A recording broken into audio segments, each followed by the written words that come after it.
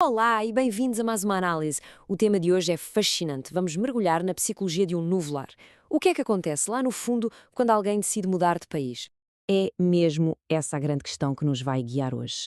O que é que muda na nossa cabeça, na nossa psicologia, quando se deixa tudo para trás para recomeçar num sítio completamente novo? E para tentarmos encontrar uma resposta, em vez de ficarmos só pela teoria, vamos para o terreno. Vamos ouvir as histórias, as experiências reais de duas pessoas que tiveram a coragem de dar esse salto e partilharam connosco as suas jornadas, com os desafios e, claro, as vitórias. Ok, mas antes de conhecermos estas duas pessoas, há um conceito básico que precisamos de ter bem assente. É a chave para entender tudo o que vem a seguir. E olhem só para esta frase da nossa primeira entrevistada. É tão poderosa.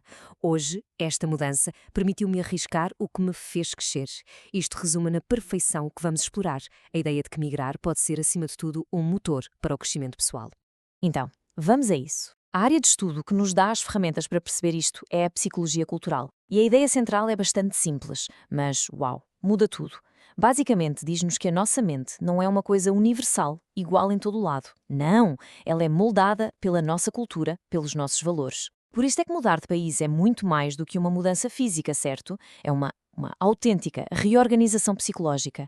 Mas então, o que leva uma pessoa a dar um passo destes, um passo tão gigante e transformador? Vamos ver quais são as principais motivações, o tal chamamento para a aventura. Claro que as razões são muito pessoais, variam de pessoa para pessoa, mas há temas que surgem quase sempre. Coisas como a procura de segurança, que é fundamental, a busca por dignidade, por respeito, obviamente a esperança de melhores condições económicas, e às vezes é simplesmente um desejo de mobilidade, de ver mais, de crescer. E cá estão elas, as duas pessoas cujas histórias nos vão guiar. Temos, de um lado, uma terapeuta ocupacional que em Portugal se reinventou completamente, encontrou uma paixão pela cerâmica e hoje tem o seu próprio ateliê, e do outro lado, o antigo instrutor de condução que, ao chegar cá, voltou à sua primeira profissão e agora é talhante.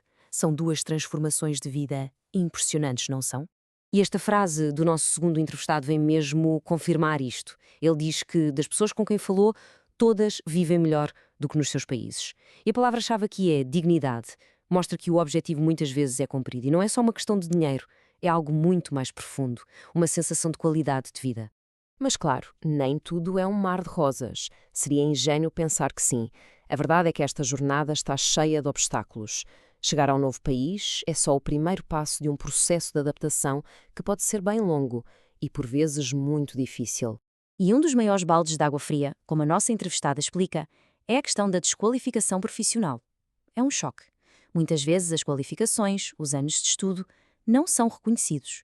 E isto força as pessoas a aceitar trabalhos que estão muito abaixo da sua formação, o que leva a uma perda de estatuto, claro, mas também de identidade.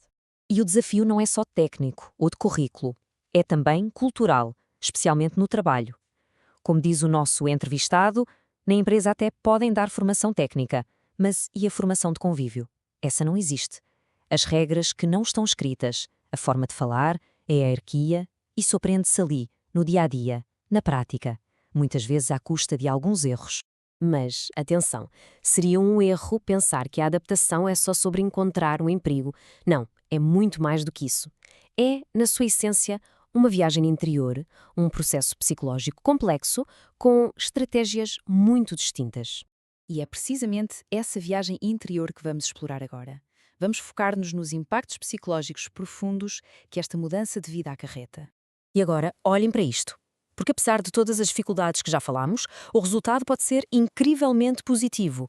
E este testemunho é a prova disso. A pessoa fala de se sentir mais feliz, mais útil, diz que a saúde mental melhorou imenso. E esta parte é fantástica. O sentimento de estar globalmente integrado por conviver com gente de tantos países. É poderoso. Ok, então como é que se gera isto tudo a nível psicológico? Há um modelo, o modelo da aculturação de Berry, que nos ajuda a pôr as coisas em perspectiva. Ele fala em 4 estratégias principais. Pensem nisto. Temos a integração, que é quando se consegue manter a cultura da origem e, ao mesmo tempo, abraçar a nova. Depois há a assimilação, que é basicamente largar a cultura antiga para adotar a nova.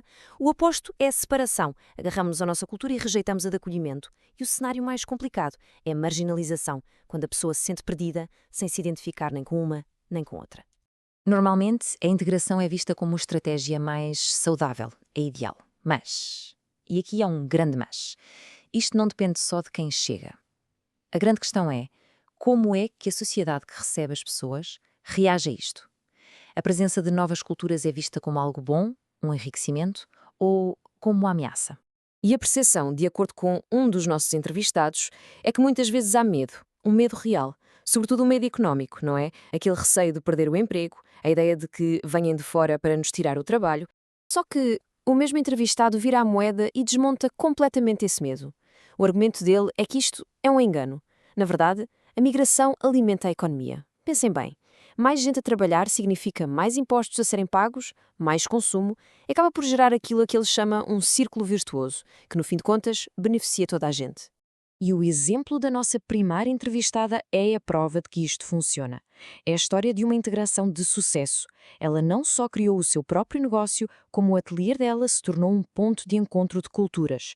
E o facto de ter mais alunos portugueses do que de outras nacionalidades, bem, isso diz tudo. Mostra que o respeito e a troca são perfeitamente possíveis. Então, chegamos ao fim. O que é que podemos aprender com tudo isto, com estas histórias, com esta análise? Qual é a lição? Qual é o caminho para uma coexistência que funcione, que seja harmoniosa? Bem, o estudo aponta para um caminho com 3 passos bem concretos. Primeiro passo, promover a consciência, ou seja, educar a população local sobre as razões e também os benefícios da migração. Segundo, integrar com formação, e isto é crucial, dar formação não só a quem chega, mas também às empresas, às organizações que os vão receber. E terceiro, que talvez seja o passo mais importante de todos, temos de aprender a abraçar as diferenças, vê-las como uma riqueza e não como uma fonte de problemas. E para terminar, deixo esta pergunta no ar, uma pergunta que vem da própria fonte desta nossa análise. Como podemos perceber o quão diferentes as pessoas são e, no entanto, tão iguais? É uma reflexão para levarmos connosco, que nos convida a olhar para além do óbvio e a encontrar aquilo que, no fundo, nos une a todos. Fica a reflexão. Muito obrigada.